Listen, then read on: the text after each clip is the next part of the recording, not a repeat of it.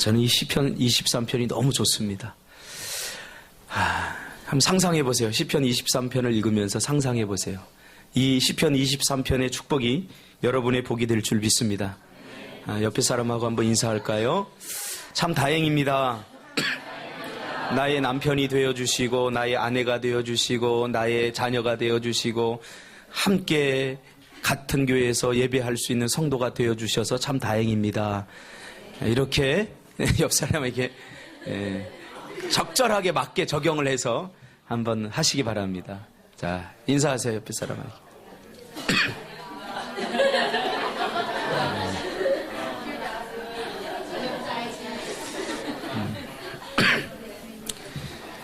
여러분이 저와 함께 이렇게 주님을 섬기고 같은 교회에서 이렇게 신앙생활 할 수 있게 돼서 정말 다행입니다. 할렐루야. 어떤 교회 보니까 어떤 분이 목사님 멱살을 잡고 설교 못하게 한다는데 우리 교회는 그런 분이 없으니 다행입니다. 사례비 주는 거 아깝다고 사례비 절반을 깎은 교회도 있다는데 우리 교회는 사례비조차 없으니 다행입니다. 참 플러스 사고를 우리 해야 됩니다. 믿음은 플러스 사고를 하는 겁니다. 오늘 본문 말씀 중심에서 다행이다, 다행이다라는 제목으로 하나님 말씀 증거하겠습니다. 사람은 제각각 인생으로 자기만의 시를 쓴다고 합니다. 만약 여러분이 지금 시를 쓴다면 어떤 시가 나올까요? 시 속에는 시인들의 기쁨과 슬픔, 분노와 체념, 생명과 죽음, 추억과 상실이 담겨져 있습니다. 시 속에는 시인들이 느끼고 경험한 감정이 적나라하게 드러나 있습니다. 그렇다면 여러분이 지금 이 시점에서 여러분의 인생을 돌아보면서 여러분이 시를 쓴다면 여러분의 시는 비탄의 시, 애가가 나올까요? 아니면 기쁨의 시가 나올까요? 아니면 외로움과 고독의 시가 나올까요? 아니면 참회의 시가 나올까요? 지나온 세월 보니까 참 다 허물 뿐이다. 잘못 살았다. 이런 참회의 시가 나올까요? 아니면 모든 것이 감사합니다. 그러면서 감사의 시가 나올까요? 요즘 인터넷상에 초딩들의 시들이 심심찮게 사람들의 관심을 끌고 감동을 주고 있습니다. 그래서 제가 몇 편을 이렇게 소개를 해드리려고 합니다. 초딩이 쓴 시, 여자. 여자는 정말 이상하다. 살 뺀다고 하면서 운동 안 하고 다이어트 한다며 밥 안 먹는다. 여자는 정말 희한하다. 인기 가수가 나오면 목이 터져라 소리 지르고 요즘 동방신기가 인기 있는데 여자처럼 머리 기르고 희한하다. 보면 짜증나는데 정말 이상하다. 여자애를 키우면 돈이 많이 든다. 1살부터 20살까지 옷값은 100만 원도 넘고 머리 감을 때 비누 절대 안 쓰고 샴푸 쓰고 거기에다 린스도 쓴다. 여자는 정말 짜증난다. 깔끔 떨면서 더럽다. 찔리는 여자들이 있습니까 혹시? 수업 시간에 뒷모습 보면 머리에 비듬이 가득하다. 그러고 보면 여자는 정말 알 수 없는 동물이다.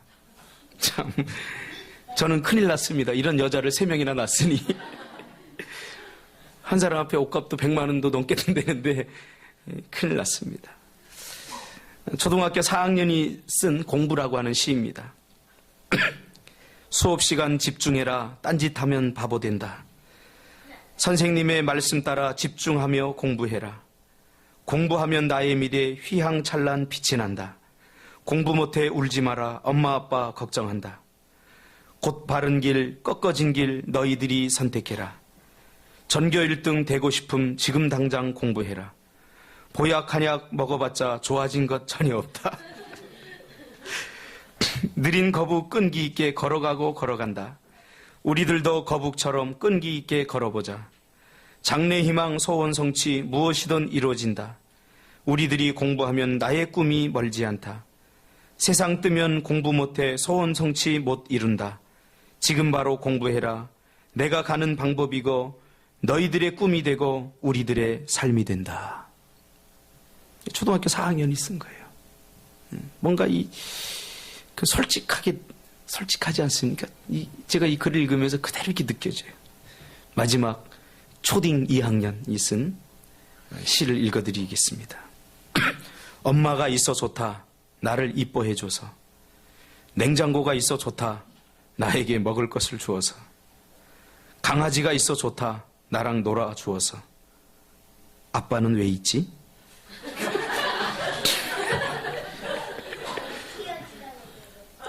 우리 도연이, 와, 똑똑해요, 역시. 할아버지 닮아서 똑똑해요. 근데 그 밑에다 어느 네티즌이 그 밑에다 달아놓은 댓글이 있습니다. 엄마를 이뻐해주기 위해서, 냉장고에 먹을 것을 가득 채우기 위해서, 강아지 사료를 사주기 위해서.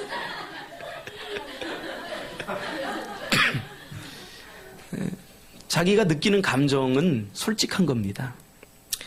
시는 그런 것입니다. 자신의 감정을 있는 그대로 솔직하게 드러내는 것이 시입니다. 오늘 본문의 시는 그런 의미에서 다윗의 기분과 감정을 그대로 표현한 시입니다. 여러분, 감정에는 거짓이 없습니다. 감정은 솔직합니다. 우리가 가지고 있는 모든 정서 중에서 가장 솔직한 것이 감정입니다. 사람들은 기분 나쁘면서 웃을 수 있습니다. 그러나 진정으로 기쁘지 않은 웃음은 다 표가 납니다.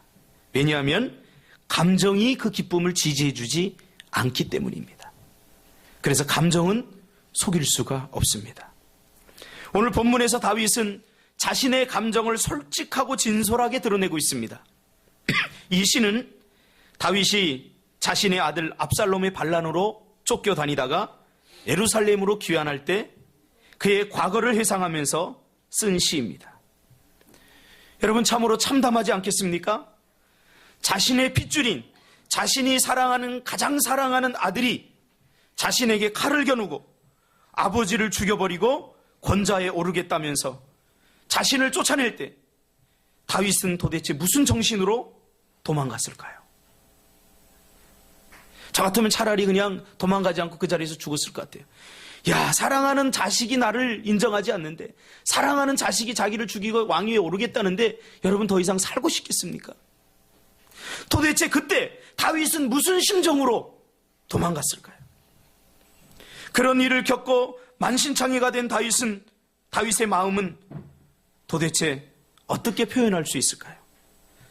자녀들 간의 증오와 싸움으로 자신의 사랑하는 자식인 암논이 죽었을 때, 그것도 자기의 사랑하는 자식에 의해서 또 다른 자식이 죽었을 때 그는 얼마나 마음의 상실감으로 아파했을까요?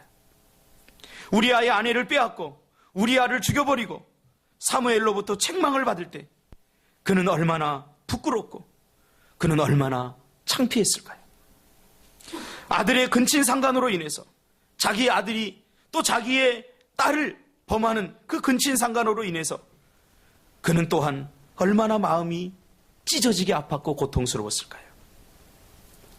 여러분, 누가 다윗의 삶을 아름답다고 했습니까? 누가 다윗의 삶을 본받고 싶다고 했습니까? 다윗의 삶을 조금이라도 추적하고 다윗의 삶을 조금이라도 우리가 연구해보면 다윗의 삶은 아름답고 행복하고 기쁘기보다는 그의 삶 깊은 곳에는 아픔과 고통과 아무에게도 말할 수 없는 상처로 점철되어져 있습니다. 그의 삶은 우리가 생각하는 것처럼 그렇게 고상하지도 어떻게 보면 행복하지도 않았던 삶이었습니다. 그러면 그는 자신의 이런 삶에 대해서 정작 무엇이라고 말할까요? 다른 사람들이 보면 다윗은 참 불행하다, 다윗은 참 행복할 것 같다, 이렇게 평가하고 다윗의 삶에 대해서 이렇게 저렇게 이야기하는데, 다윗 자신은 자신이 살아온 인생에 대해서, 자신이 살아온 삶에 대해서 그는 무엇이라고 생각할까요? 그것을 적어놓은 것이 바로 시편 23편입니다. 이 시편 23편에 어떤 사람은 다윗의 삶을 불행하다고 말하고, 어떤 사람은 다윗의 삶을 너무 고통스러웠을 것이라고 평가하고, 그럼에도 불구하고 다윗의 삶은 행복하다고 이렇게 평가하는데, 정작 다윗 자신은 자신의 삶에 대해서 무엇이라고 고백할까요? 그 중요하지 않습니까? 행복과 불행을 다른 사람이 정해줄 수 없습니다. 행복과 불행은 자기 자신이 느껴야 됩니다. 아무리 어떤 사람이 그 사람을 바라보며 저 사람 불행할 거야 라고 말한다고 해도 본인이 행복하면 행복한 것입니다. 그러나 다른 사람이 저 사람 행복할 거야, 돈도 많고 집도 좋고 배운 것도 많고 행복할 거야 라고 말하더라도 자신이 행복을 느끼지 못하면 그 사람은 불행한 것입니다. 이런 다양한 시각 속에서, 다양한 평가 속에서 과연 다윗은 자기의 인생, 살아온 인생에 대해서 그는 어떻게 평가하고 무엇이라고 고백할까요? 그는 자신의 인생을 한마디로 뭐라고 이야기하냐면 다 같이 함께 해봅시다. 시작. 다행이다. 시작. 다행이다. 참 다행이다. 오늘 본문에 보면 그는 하나님이 나의 목자가 되어서 참으로 다행이다 라고 말합니다. 여러분, 목자란 무엇입니까? 우리 인생을 돌아보세요. 지금보다 더 나빠질 수도 있고 지금보다 더 힘들어질 수도 있었는데 지금 이만큼 우리가 살아갈 수 있는 것 하나님의 은혜인 줄 알고 다행이다 라고 말하시기 바랍니다. 할렐루야. 신준아, 다행이지? 이런 좋은 부모님 만나서 만약에 나 같은 부모 만났으면 신준이 넌 나한테 매일 맞았을 거야. 공부 안 한다고. 그런데 우리 장 집사님 바닷가의 모래처럼 얼마나 마음이 넓습니까? 그러니까 저하고 가끔 신준에 대해서 얘기하는데 신준이 얼마나 사랑하는지 몰라요. 얼마나 사랑하는지 몰라요. 그러니까 다행이지 않습니까? 옆에 분 이렇게 보세요. 쳐다보세요. 나하고 사라져서 참 다행입니다. 그런 생각 들지 않습니까? 참 다행입니다. 목자란 무엇입니까? 하나님이 나의 목자가 되어주셔서 자기는 참 다행이라고 지금 고백합니다. 목자란 양들을 지키고 양들을 보호하고 양들을 푸른 풀밭으로 인도하며 좋은 양질의 풀을 뜯게 하고 뿐만 아니라 목마를 때 물가로 인도하며 푸른 저장 쉴만한 물가로 인도해서 편안하게 쉬게 해주는 역할을 하는 것이 바로 목자의 역할입니다. 참으로 다윗은 하나님은 그의 인생의 목자였다고 고백합니다. 그래서 그는 자신의 인생을 돌아보면 결코 순탄치 않고 결코 녹록지 않은 고생과 고통과 치열한 삶이었음에도 불구하고 하나님이 나의 목자였기에 자신의 인생은 푸른 풀밭이었고 쉴만한 물가에서 쉴 수 있었다고 그렇게 고백합니다. 저도 오래 살진 않았지만 하나님이 나의 목자라는 것이 얼마나 감사한지 모릅니다. 여러분도 그렇죠? 네. 여러분의 목자는 누굽니까? 무엇이 여러분을 인도하고 있습니까? 무엇이 여러분을 쉬게 하고 있습니까? 여러분 무엇 때문에 울고 무엇 때문에 웃고 있습니까? 여러분의 마음을 움직이는 것이 무엇입니까? 또한 그는 하나님이 자신의 목자여서 내 영혼을 소생시켜 주었다고 말합니다. 그는 우리아의 아내를 강간하고 마침내 자신의 죄를 숨기기 위해서 우리아를 전쟁터로 내몰아서 죽여버린 살인자입니다. 혹시 여러분 중에 살인자 있습니까? 없지요. 그러니까 얼마나 감사합니까? 근데 그것이 들통이 나서 사무엘에게 공격받을 때 그는 어두운 영적 터널을 걷게 됩니다. 그는 구원의 감격과 기쁨이 사라져버리고 인생의 희망이 사라져버렸습니다. 이때 얼마나 그는 고통스러웠던지 시편 51편에 우리아를 죽이고 우리아의 아내를 범하고 사무엘에게 질책받을 때 그의 영혼이 얼마나 고통스러웠던지 시편 51편에 고스란히 그의 아픈 마음이 드러나 있습니다. 그는 자신의 상태가 뼈가 꺾여졌다고 이렇게 고백합니다. 여러분 뼈가 꺾여져 봤습니까? 저는 꺾여져 봤습니다. 어릴 적에 그 백령도에는 방공을 하고 있는데 그걸 이렇게 팠는데 제가 이렇게 뛰다가 그 한 6m 되는 밑으로 떨어져 가지고 팔이 꺾여졌어요. 그래서 제가 팔을 기부스하고 오랫동안 있었는데 그 팔이 꺾여졌을 때는요 단 0.1초도 편안하지 않아. 이것을 계속 막 쑤셔요. 막 쑤셔, 막 욱신욱신거려. 고통스러워요. 이 뼈가 꺾이면. 지금 다윗은 외부적으로 그런 어떤 상처를 받은 것은 아닌데 그의 상태가, 그의 영혼의 상태가 마치 뼈가 꺾여지는 상태였다고 그렇게 고백을 합니다. 또 그는 내가 죄악 중에 출생하였다고 고백합니다. 그는 하나님께 버림받은 심정이었다고 고백합니다. 그래서 나를 제발 쫓아내지 말라고 그렇게 말합니다. 제발 성령을 거두지 마시고 주의 구원의 즐거움을 회복시켜달라고 간구합니다. 그는 죄를 짓고 나서 얼마나 심령이 상했는지 우리는 그의 고백을 통하여 미루어 짐작할 수 있습니다. 그는 죄를 짓고 나서 인생의 마지막을 느끼게 되는 거지요.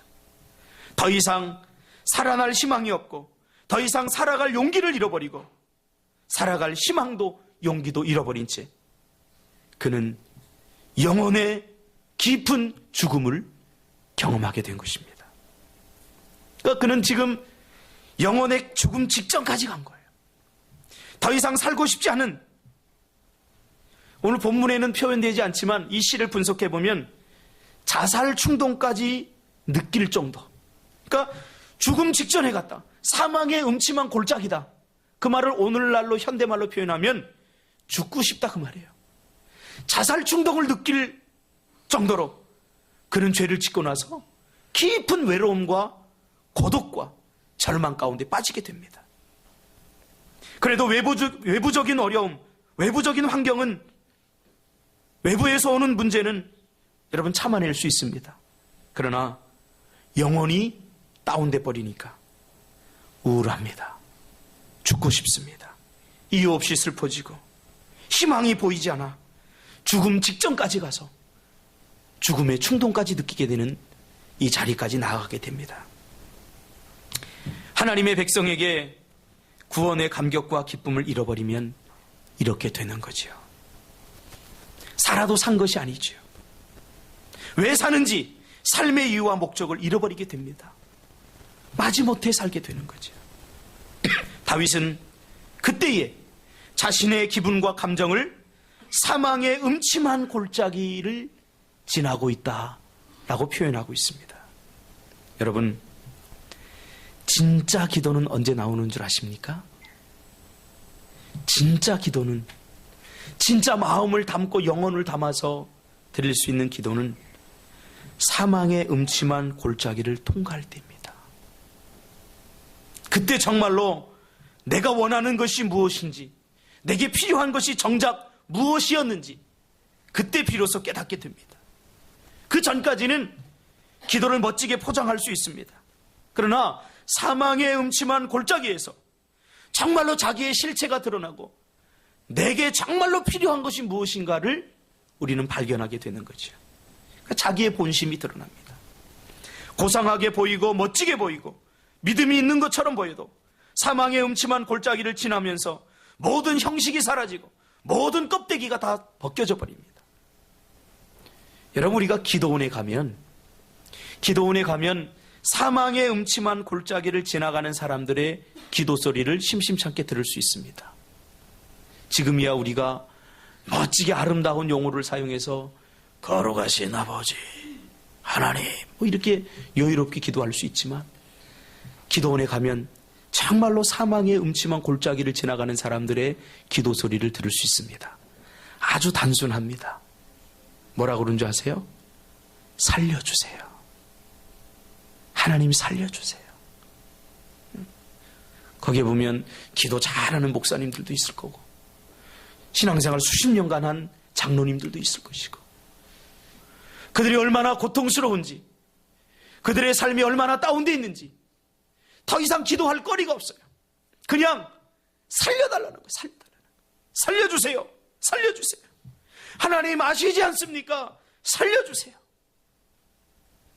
저는 처음에 그런 소리를 들으면 저분들이 초신자나 기도 못하는 분들이나 그렇게 생각했어요. 그러나 기도원에서 같이 생활하면서 이야기를 나눠보면 정말 사망의 음침한 골짜기를 걷는 사람들의 고백입니다.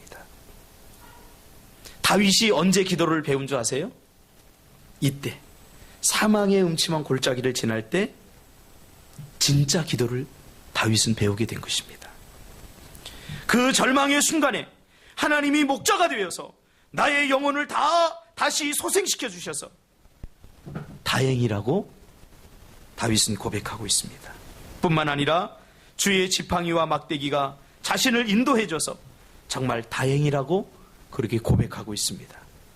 더 큰 죄를 지을 수 있고 더 큰 실수를 할 수 있었지만, 그러나 그 가장 적절한 때에 하나님께서 주의 지팡이와 막대기로 자신을 그렇게 하지 못하도록, 최악의 상태에 빠지지 못하도록 그렇게 인도해 주셨다는 그 사실을 기억하면서 다윗은 참으로 하나님이 나의 목자가 된 것이 다행이다 라고 고백하고 있는 거죠. 여러분, 이 막대기는 양떼를 지키는 무기이자 양의 대열에서 이탈하려고 하는 양들을 살려내는 그러한 막대기입니다. 이 팔레스타인 땅에는 높습니다. 지대가 높습니다. 이렇게 산들이. 우리가 생각하는 그런 산들이 아니라 굉장히 험악합니다. 그래서 이 꼴들이 어디 있냐면 그러한 깊은 골짜기를 지나서, 절벽 같은 골짜기를 지나서 가야 양질의 꼴들을 먹일 수 있습니다. 그래서 목자는 이 양들에게 좋은 꼴을 먹이기 위해서 항상 위험을 감수해야 됐어요. 그 절벽 같은 곳에 양들을 몰아가면서 좋은 곳으로 인도해야만 하는 그런 일들을 반드시 해야만 됐습니다. 여러분, 우리가 인생을 살아보니까 그렇지 않습니까? 항상 축복과 은혜는 항상 테스팅이라고 하는 과정을 겪습니다. 때로는 절벽과 같은 곳을 지나야 좋은 양질의 꼴들이 있듯이 편안하게 앉아서, 쉽게 앉아서 축복을 절대 받을 수 없습니다. 그때 양들이 그 좁은 통로를 통해서 그 절벽을 지나갈 때 이 양들이 떨어지지 않게 보호해주고 지켜주는 것이 지팡이입니다. 그래서 이 지팡이는 이렇게 되어 있죠. 혹시 양들이 가다가 한눈을 팔고 밑에 좋은 꼴이 있는 걸 보고 담비 같은 양들이 가서 그 꼴들을 먹으려다가 확 그냥 낭떠러지 떨어질 수 있지 않습니까? 그래서 나뭇가지에 걸리면 뭘로 걷어올립니까? 그 지팡이로 이렇게 목을 이렇게 해가지고 싹 걷어올리는 거예요. 여러분, 우리 인생의 순간순간, 위기의 순간순간에 내가 잘나서 그 위기를 통과한 것 아닙니다. 수많은 유혹 속에서도 하나님께서 당신의 지팡이와 막대기로 우리를 인도하시고 보호하시고 때로는 떨어질 것 같은 그런 위기 속에서도 우리를 끌어올려 주셨다는 사실입니다.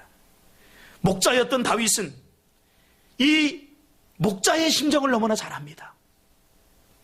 다윗은 양떼를 지킬 때 자신의 목숨을 양들을 위해서 다 내어놓는다는 사실을 그는 알았어요. 그렇지 않겠습니까? 자신이 양들을 지키면서 목숨을 걸었던 것을 자신이 알았기 때문에 하나님이 자신을 위해서 목숨을 걸었다는 사실을 다윗은 이미 구약시대에 깨달았던 것입니다. 할렐루야. 여러분, 힘내시기 바랍니다. 하나님은 여러분을 위해서 목숨을 거시는 분입니다. 가장 사랑하는 독생자 아들 예수 그리스도까지 자신의 목숨을 포기하면서까지 우리를 살려내고 싶은 그런 거룩한 열정과 거룩한 열망을 가지고 계신 분이 하나님이라는 사실을 여러분 기억하시기를 바랍니다. 내가 사망의 음침한 골짜기로 다닐지라도 해를 두려워하지 않을 것은 주께서 나와 함께 하심이라. 저는 오늘 시편 23편에서 주께서 나와 함께 하심이라, 이 말이 가장 마음에 들어요. 여러분은 어떤 구절이 가장 마음에 드나요? 다윗은 수많은 위기와 수많은 인생의 어려움과 고난 앞에서 깨달은 것이 있습니다. 나의 영원한 목자 되신 하나님께서 나와 함께 계셨다는 사실입니다. 심지어 자신을 사랑했던 자식도 자신을 배반했습니다. 믿었던 사람들이 자신에게 칼을 겨누는 그런 상황 속에서 너무나 외롭고 너무나 고통스럽지 않겠습니까? 이 세상에 나 혼자야. 모든 사람들은 피부치도 자신을 배신했지만, 그러나 그때도 자신을 배신하지 않고 자신과 함께 있었던 분이 계신데, 그분이 바로 하나님이었다라고 고백합니다. 여러분, 신앙은 체험입니다. 이 하나님을 체험하시기 바랍니다. 이 하나님을 경험하시기를 바랍니다. 뿐만 아니라 그는 골리앗 앞에서 두려워하지 않는 것은 하나님이 자신과 함께함을 믿었기 때문이라고 말합니다. 제가 예전에 읽은 책에서 그런 내용이 나오더라고요. 소록도에 가면 우리 문둥병자들이 있지 않습니까? 어느 교수님이 정태기 교수님이 상담을 한 정태기 교수님이 미국에서 유학을 하고 그 소록도에 갔답니다. 소록도에 가서 집회를 하는데 막 찬양을 하는데 너무 감격스럽더래요. 그래서 설교 말씀을 끝나고 다 같이 기도합시다.